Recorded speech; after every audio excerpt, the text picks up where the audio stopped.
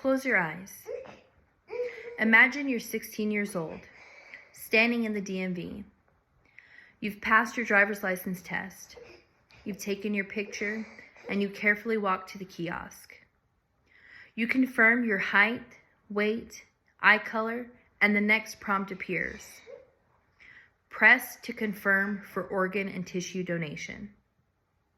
Now open your eyes.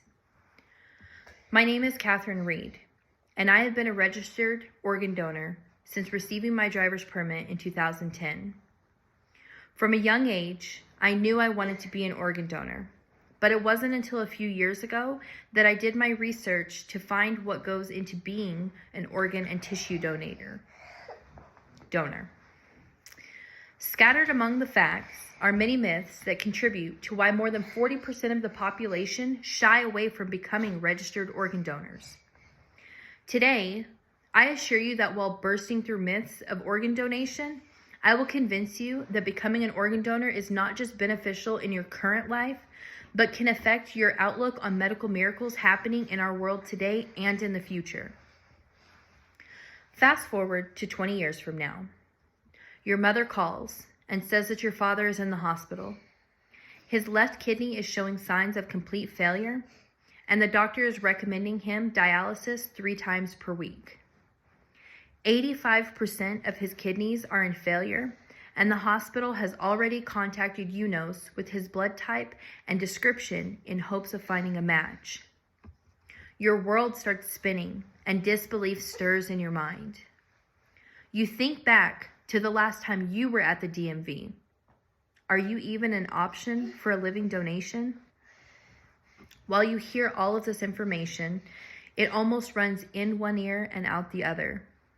How hard are kidneys to come by? Does your dad have a difficult blood type? What are the requirements for donors and recipients? While our optimism tells us that organ donors are easy to come by, in truth, more than 17 people every day die waiting on an organ donor. Why? My dad rides a motorcycle, or as many doctors would call, donor cycles. A few years ago, I asked my dad if he was an organ donor, and he replied, "I used to be until I heard that the hospital would take one look at my driver's license, decide that I was a viable organ donor, and stop helping me survive." This seems to be a common misconception among the population. When you are in an accident or near death, the hospital has a single responsibility to tend to your health. If you have a lacerated leg, an impalement, a broken bone, they are not going to let you die in hopes that they can take your organs out and donate them to the grieving family down the hall. Organ donation has requirements and steps that must be met before you can even be considered a viable donor. In the event of an accident, you must be transported to a hospital that can tend to your trauma. You are legally required to receive life-saving treatment and placed in an intensive care unit. If you are still showing no signs of viable life, you must be declared brain dead. An additional evaluation is performed on you, ensuring there's no possible signs of recovering from your brain damage, meaning your body cannot survive without the help of ventilators. Once you've been evaluated, your next of kin will be required to sign authorization for organ and tissue donation. UNOS will find the best possible match according to a strategic list. The recipient family is notified, sealing in a placement. The donor is then taken to an operating room and the organ recovery will begin. The donor is treated with the most sincere care and will be put back together and able to have an open casket funeral if the family so chooses.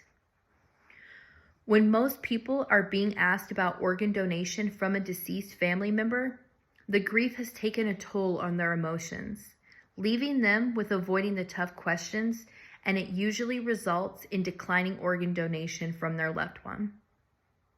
By agreeing to register as a donor now, You take the hard part away from your family in the time of grieving. Whether you are a donor or the one in need of an organ donation, the simple act of registering can give you peace of mind knowing you're doing the right thing. While we don't want to think about the worst, if we consider that our one single choice to become an organ donor can save up to 8 lives, and our tissue donation can save up to 75 lives, then maybe we can look at becoming an organ donor from a different light and consider changing the life of one of the nearly 104,000 recipients currently waiting for their gift of life.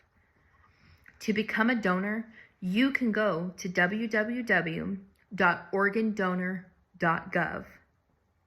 You can be the difference between life and death. Thank you.